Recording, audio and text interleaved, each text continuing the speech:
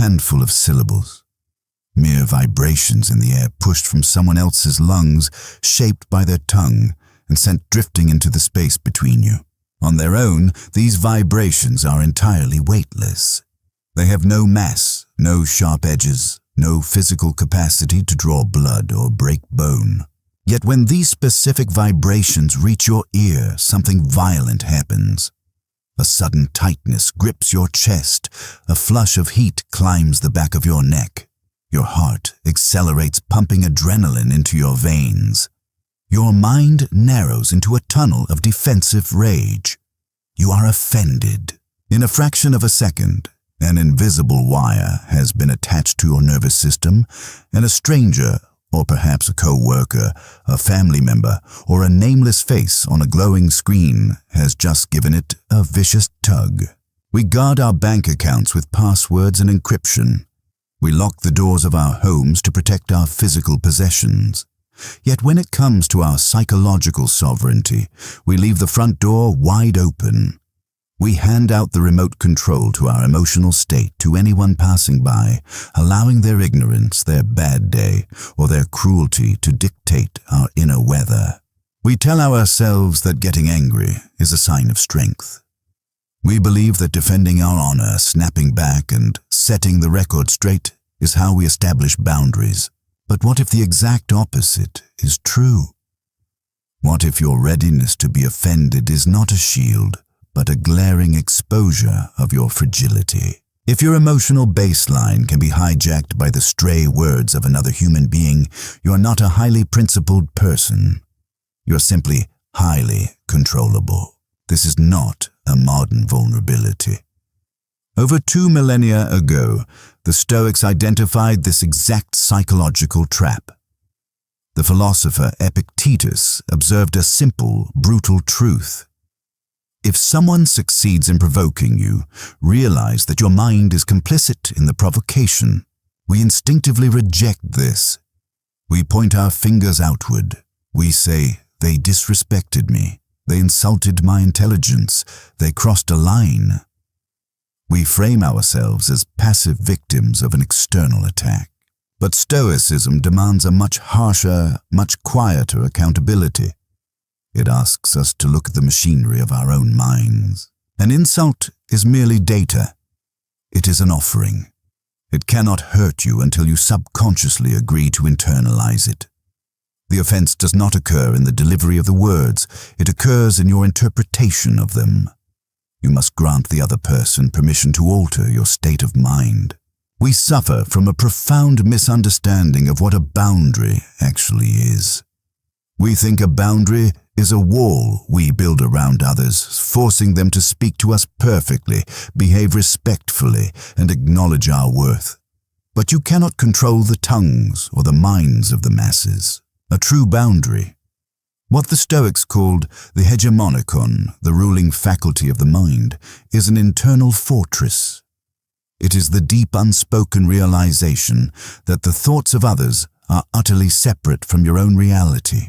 To break free from being easily controlled, we must dissect the psychology of our own reactivity. We must examine why we are so desperate to be seen correctly, and why we are so terrified of being misunderstood. When someone insults you, undermines you, or casually dismisses your value, a specific psychological reflex is triggered. You immediately feel the urge to litigate. You want to gather evidence, formulate a counter-argument, and prove them wrong. This happens because subconsciously we walk through life believing we are standing in an invisible courtroom. We believe there is a hidden jury watching our every interaction, keeping a cosmic scoreboard of who is right, who is respected, and who is the victor. When you're insulted, you feel that a permanent mark has been made on your record.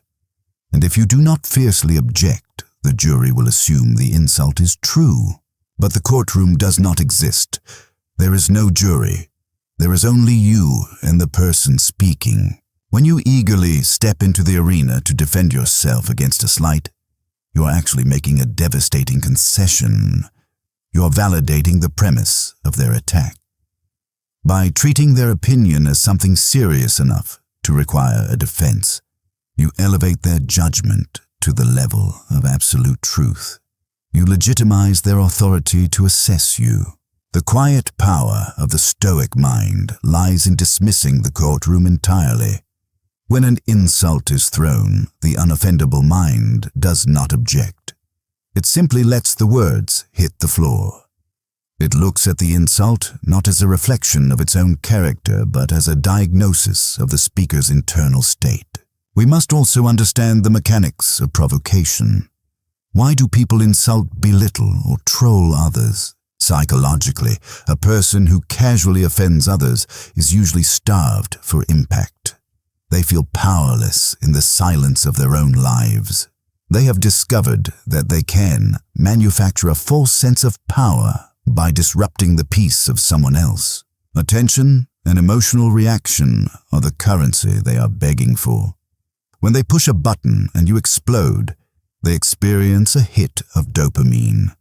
They have successfully manipulated the physical world. They pulled the string and the puppet danced. When you become easily offended, you are willingly funding their illusion of power. You are paying out of your own treasury of energy and focus to feed their psychological hunger. Consider what happens when you refuse to pay.